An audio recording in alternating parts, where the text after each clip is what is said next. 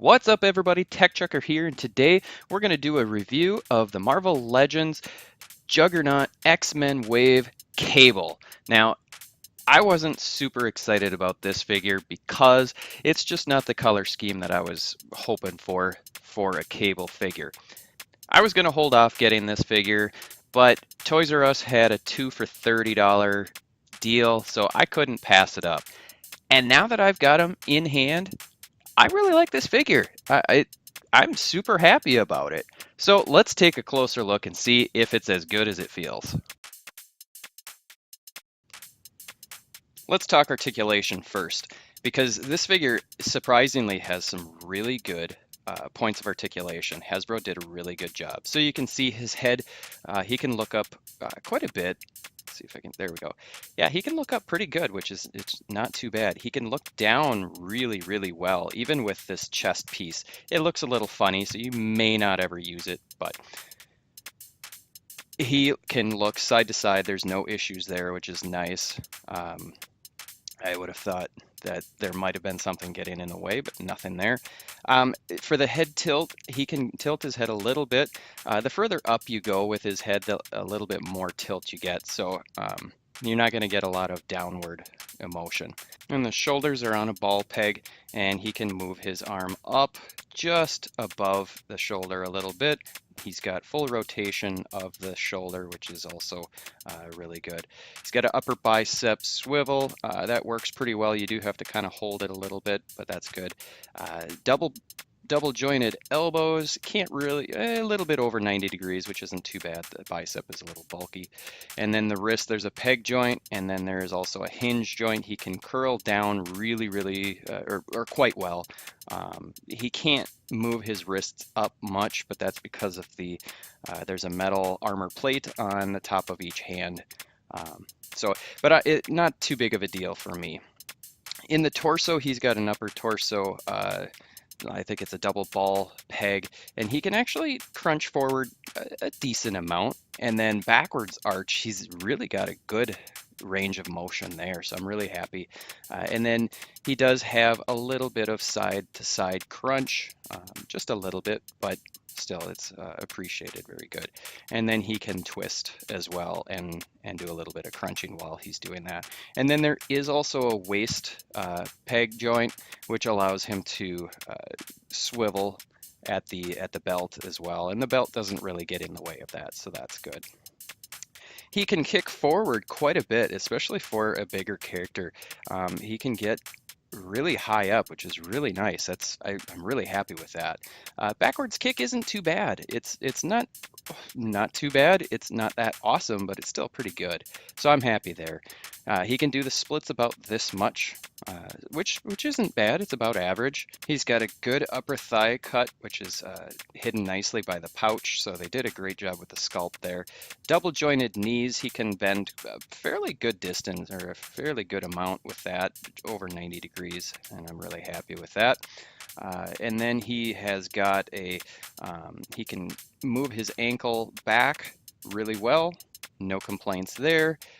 Forward is a little bit limited. I'm not actually sure that it's the armor that's limiting it, but it moves forward a little. And then he's got an ankle rocker, which functions very well, so no complaints there. So overall, the articulation on this figure is really solid. It's not the best that we've seen ever, but it is really good. There's no major articulation hindrances due to the sculpt that cause it, problems with posing and whatnot. So I'm really happy with this figure. Moving into the sculpt of this figure, and this is one of the spots where Hasbro really kind of nailed it with this figure.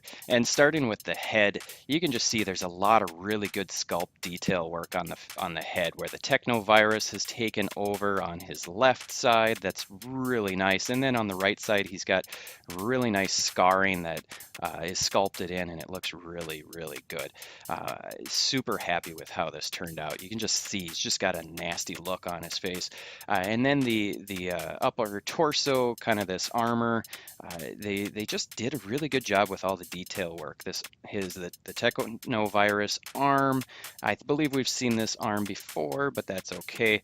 I really like it. The armor plates on the wrists, the hands. It's a really solid looking figure. They did an awesome job with all the detail work on this figure. See on his back. I can't get over. There's so many little details that he's got these bullet wounds or bullet holes in the armor, which is pretty cool. The pouches, which I know we've seen these pouches before, I'm sure. But it just really adds to the figure. Like I said before, they did a good job with the upper thigh cut. These belts are really cool. I believe these belts are reused as well, but you know what? They look great, and it really adds to the figure. Like I said, the thigh cut is hidden really well with the pouches and the straps for those. Let's see if I can get this to focus. Come on, focus. There we go.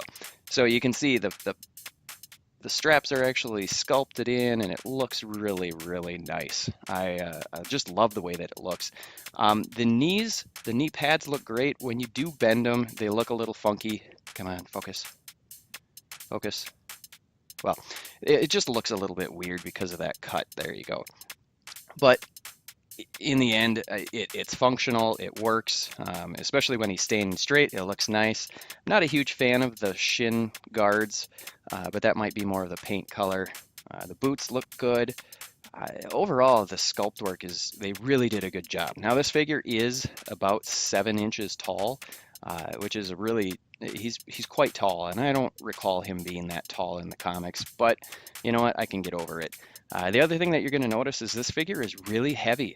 For a regular Marvel Legends figure, he weighs a lot. He feels like quality, which is cool, and that's probably because of all the stuff that's on him. The last thing I do want to note is the arms look like they're a little low. It just feels like they should have been slightly higher. If you think about where his head is located in comparison to the shoulders, he's got a really long neck. So I think the shoulders needed, or the arms needed to be attached a little bit higher so that he doesn't look quite so weird. And also that armor, it probably should be a little bulkier. If it's actual armor, it probably should be a little bit bulkier, but in the end, I'm not going to complain too much because it's really cool looking. All right, let's talk about the paint because there's some really good spots and some not so great. The head sculpt, or the head, they did a really good job on the paint here. You can see the black wash in the Technovirus area is really nice. They did a good job painting the scars. Even his eyes got painted fairly well. So I'm really happy with the way that the head paint apps were done. They even did a pretty good job on the chest armor, the left arm that's been taken over by the Technovirus. They did a good job with the paint there. There's some shading with the black wash and whatnot, and the hands. They did a good job there. The one thing that and so these belt buckles, they did great. You'll notice that the pouches, again, and this is common, none of the pouches have any paint, but that's okay. One thing that I wanted to note is these bullet holes in the armor that are strewn throughout the figure. There's no paint on them. So they could have been really cool, but you barely even notice them because there's no paint. So that's just kind of a missed opportunity. I wish they would have actually put some paint there. No paint on the shoes, so you don't get to see any of the laces. The sculpt work isn't accentuated with any paint. They did a good job with some of the paint. I like the little tattoo X on his arm. That looks nice. So there's some really nice details, and then also there's some missed opportunities throughout the figure. But again, you can see that the paint that they did put on there is really good, and I'm happy with what they gave us because it still looks really solid, and there's only a few small complaints here and there. It just would have made the figure that much better. Accessory wise, Cable comes with two guns, and they're kind of an odd looking sculpt to these guns. They fit nicely in his hands. You can see that his hand or his trigger finger actually fits in the trigger guard, which is nice.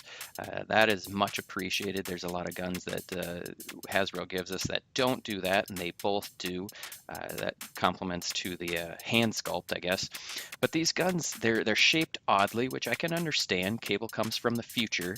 The issue is I don't think that these guns are designed as though they are the future, but they're sculpted nicely. As far as I understand, these are reused guns, but there's some nice detail work on them. No paint. They're just cast in this strange green color, which isn't horrible. I would have preferred gray and then a nice black wash of some sort or some dry brushing.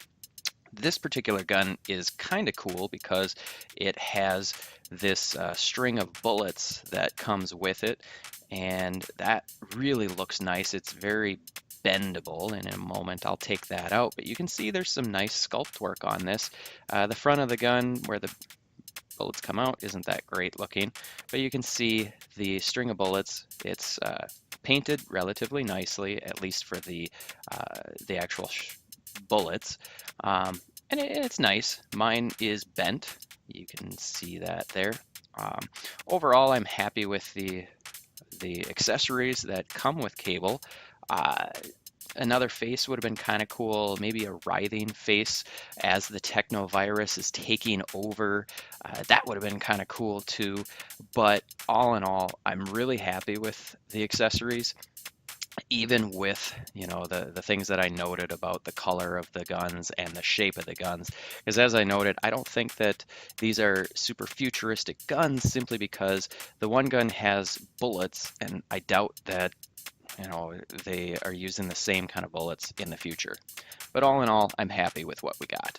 But this is definitely a must-have for any collector. Now, I don't have the ToyBiz version where he's in the yellow and blue outfit. I kind of wish we would have gotten that costume instead of the one that we did get. But they did a really good job. The sculpt is on point.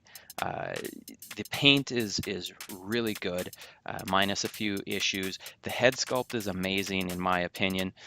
So this is a definite must-have. Go out and get it.